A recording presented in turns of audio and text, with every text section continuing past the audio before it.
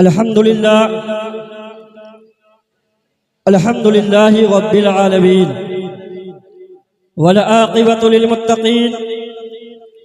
والصلاة والسلام على سيد المرسلين وعلى آله وأصحابه أجمعين. أما بعد فأعوذ بالله من الشيطان الرجيم. بسم الله الرحمن الرحيم. لقد كان لكم في رسول الله أسوة حسنة. آمنت بالله صدق الله مولانا العظيم وصدق رسوله النبي المكين المبين الكريم،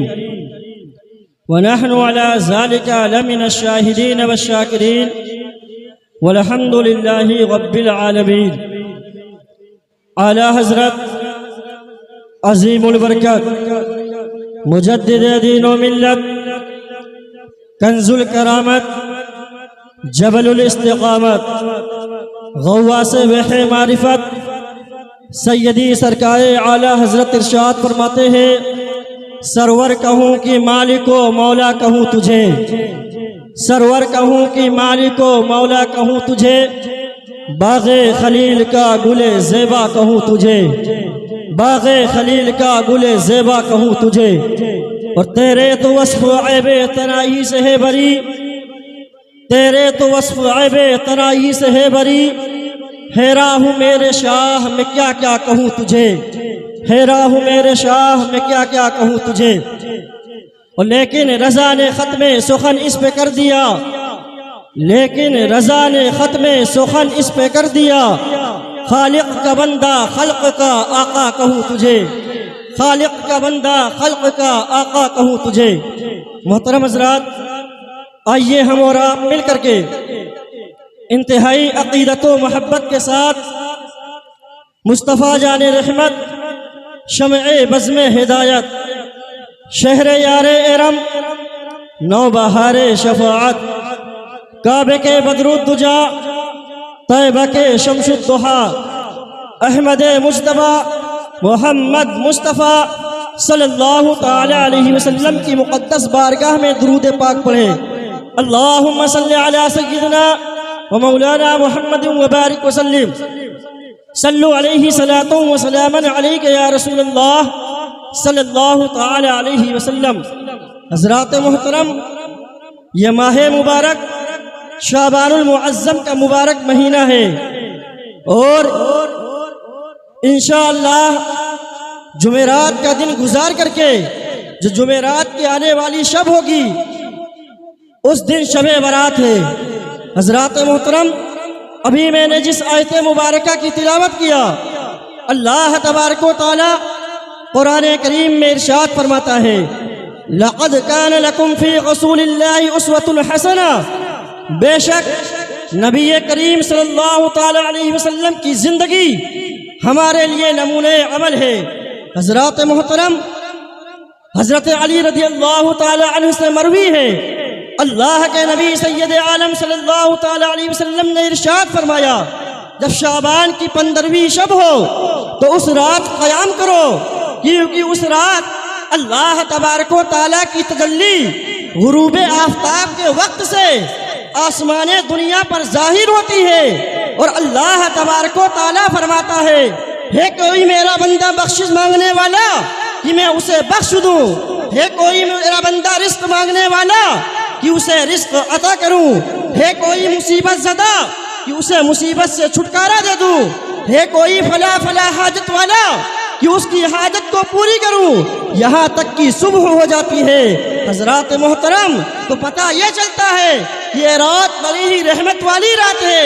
یہ رات بڑی ہی برکت والی رات ہے، یہ رات بڑی ہی مغفرت والی رات ہے، کیونکہ اس رات اللہ تبارک و تعالی ہزاروں انسانوں کے گناہوں کو بخش دیتا ہے. اللہ تبارک و تعالی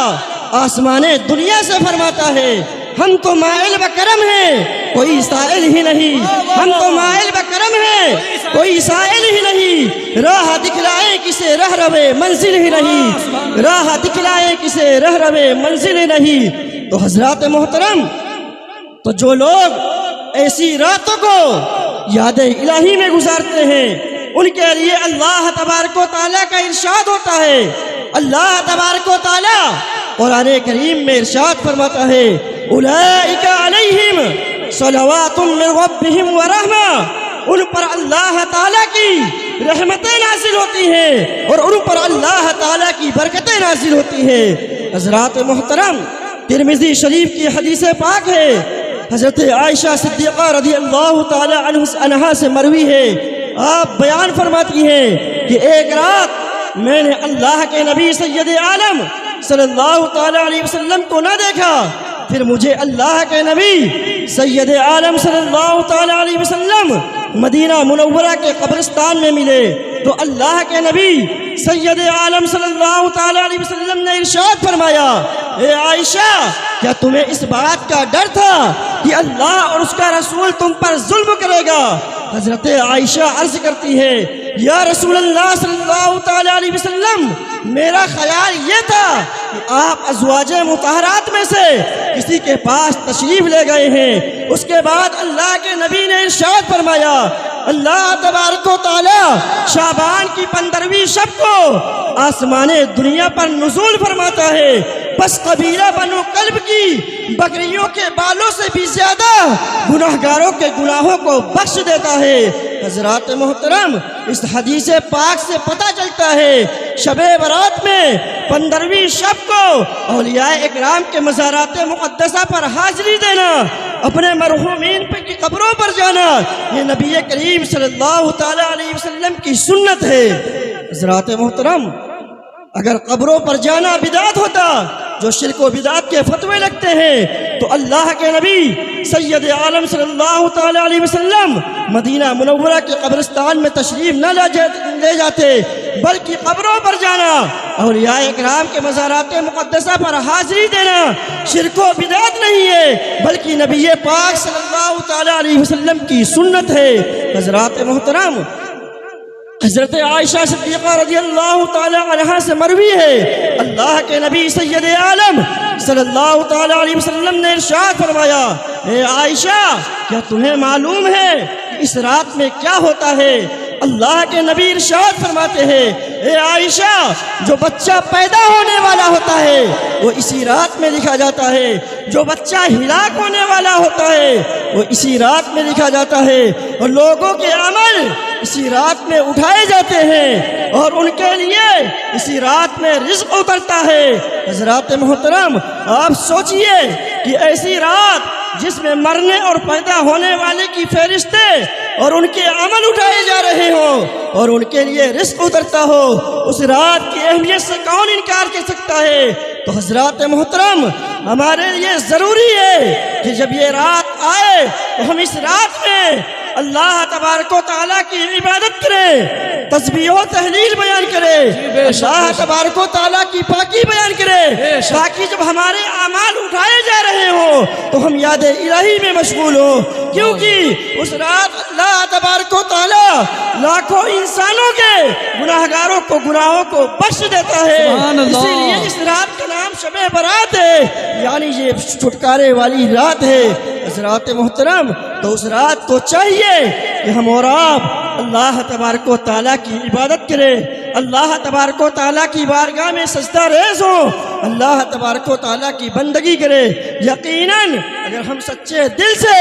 اللہ تبارک و تعالیٰ کی بارگاہ میں عبادت کریں گے تو یقیناً اللہ تبارک و تعالیٰ ہماری دعاؤں کو قبول فرمائے گا۔ حضرات محترم، آج ہمارا حال کیا ہے کہ ہم 2 وقت کے لیے مسجد میں جانا نہیں چاہتے ہیں۔ حضرات محترم، جمعہ کے دن ہماری مسجدیں بھری رہتی ہیں، لیکن جیسے ہی جمعہ کا وقت گزر جاتا ہے اس کے بعد ہماری مسجدیں ویران ہو جاتی ہیں۔ ہمارے پاس 10 سے 15 منٹ کے لیے وقت نہیں رہتا ہے کہ ہم اپنی مسجدوں کو آباد کریں، اپنی مسجدوں کو آباد کریں۔ حضرات محترم، ہم آپ لوگوں کی بارگاہ میں گزارش کرنا چاہتا ہوں کہ آپ لوگ اپنی مسجدوں کو آباد کریں، اپنی مسجدوں کو ویران نہ کریں۔ اللہ کے نبی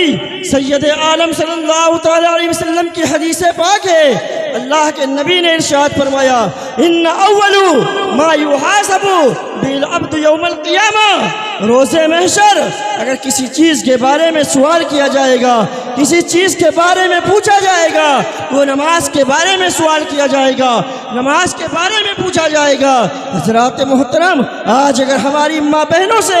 نماز پڑھنے کے لیے کہا جائے تو وہ کہتی ہیں ہمارے لیے وقت نہیں ہے، ہمیں ٹائم نہیں ملتا ہے۔ اور حضرت فاطمہ کو دیکھے کہ سردیوں کی لمبی لمبی راتیں ہوتی ہیں، حضرت فاطمہ ہیں، نبی کی شہزادی ہیں، خاتون جنت ہیں، اللہ تبارک و تعالیٰ کی بارگاہ میں مصلی بچھا دیتی ہے،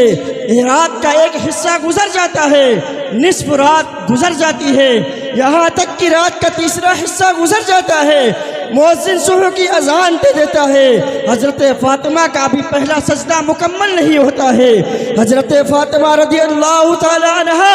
اللہ تبارک و تعالیٰ کی بارگاہ میں عرض کرتی ہیں، اے پروردگار عالم، تو نے کتنی چھوٹی چھوٹی راتیں بنائی ہیں کہ تیری بندی فاطمہ دل کھول کر سجدہ نہیں کر سکتی ہے۔ اے پروردگار عالم، ایک ایسی رات بنا دے کہ تیری بندی فاطمہ دل کھول کر کے سجدہ کر دے۔ حضرات محترم، یہ ہے حضرت فاطمہ کی پوری رات گزر جاتی ہے لیکن ابھی پہلا سجدہ مکمل نہیں ہوتا ہے، لیکن ہماری ماں اور بہنوں کے پاس 10 سے 15 منٹ کے لیے وقت نہیں ملتا ہے۔ حضرات محترم، نماز فرض ہے، نماز کسی بھی صورت میں معاف نہیں ہے۔ روز محشر اگر کسی چیز کے بارے میں سوال کیا جائے گا، کسی چیز کے بارے میں پوچھا جائے گا تو نماز کے بارے میں سوال کیا جائے گا، نماز کے بارے میں پوچھا جائے گا۔ اللہ کے نبی ارشاد فرماتے ہیں الصلاۃ مفتاح الجنہ،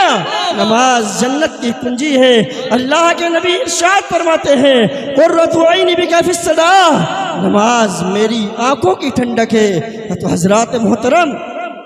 جب نماز اللہ کے نبی سید عالم صلی اللہ تعالی علیہ وسلم کی آنکھوں کی ٹھنڈک ہے تو ہمارا فریضہ یہ بنتا ہے کہ ہم دن میں 5 مرتبہ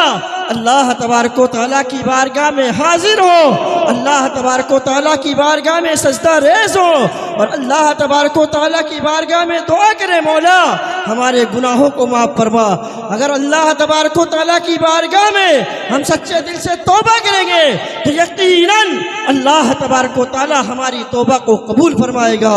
تو حضرات محترم، آپ اس جلسے سے آج جائیے تو یہ عہد کر کے جائیے کہ انشاءاللہ